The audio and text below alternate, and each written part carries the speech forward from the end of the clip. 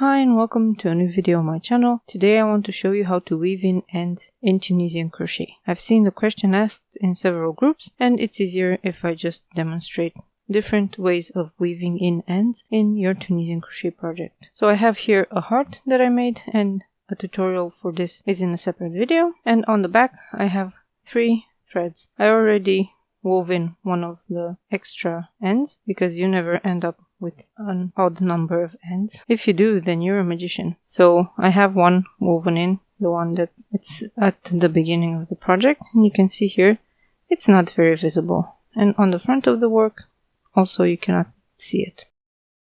So with these 3 ends I will show you 3 ways in which I weave in ends on Tunisian crochet projects, depending on what you're going for and depending on the type of yarn that you use, the stitches that you have, and so on. So I'll take first this yarn end, which I moved from here. This is where the project stopped, where I closed up this little bit. And of course you need a tapestry needle and a pair of scissors to cut off the excess yarn.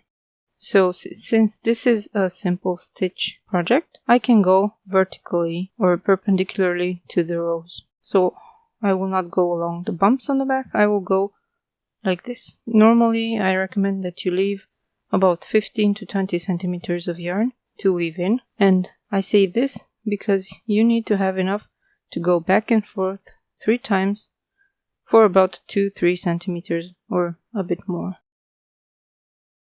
So when going across, you want to pick up the back bumps here,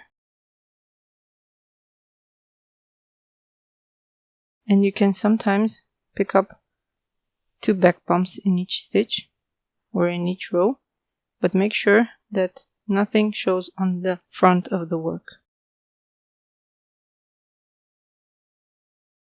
After you've made about 4 centimeters, you return, going back in some parallel stitches.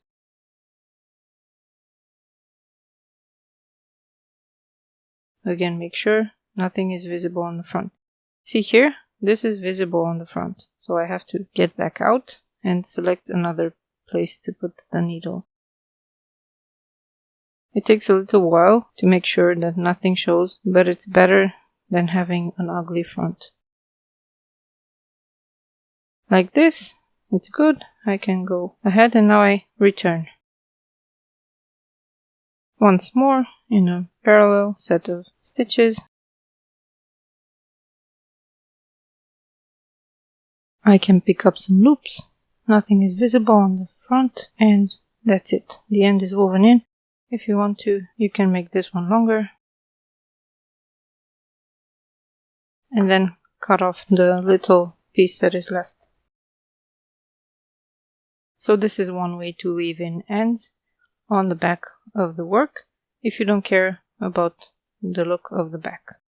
It's a bit visible, but on the front it looks great. The point of going back and forth 3 times is that you cannot take out this end. It doesn't go out because you cannot pull in 3 directions at the same time. So this is a very secure way of weaving in the ends. Just make sure that you have a few centimeters each way.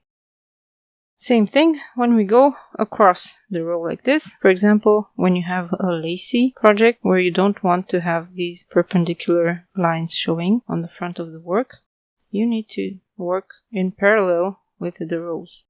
So we will be working along the back bumps of the stitches, but first we need to reach them because we're on the edge of a circular bit here. Once we reach one of these rows, we just go along like this.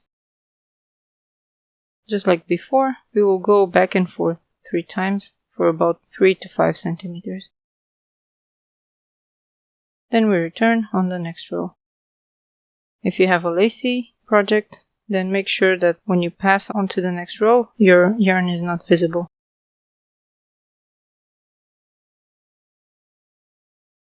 And pull a bit while you do this.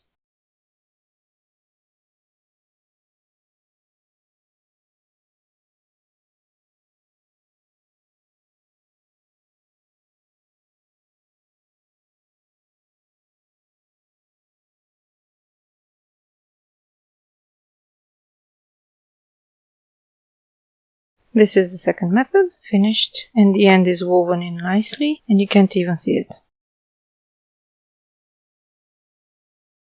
And the third method I want to show you is what I do on the back of circular pieces like this. This is something that I use when making the pieces with short rows or in the round, like the face scrubbies or other things that have the short rows.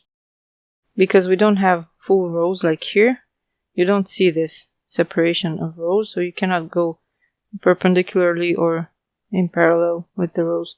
So you have to go across. You can go like this or like this, any way you like, and just make sure that you have space for 3 parallel lines like this.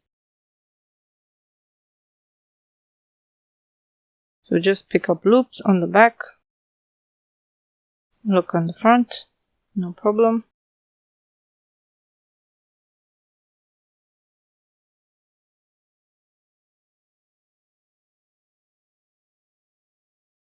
And then going back for about 4 or 5 centimeters, checking on the front, all is well.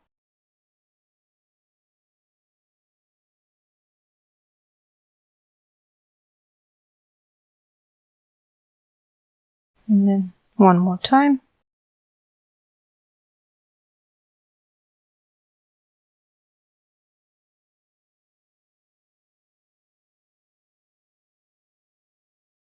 And that's it.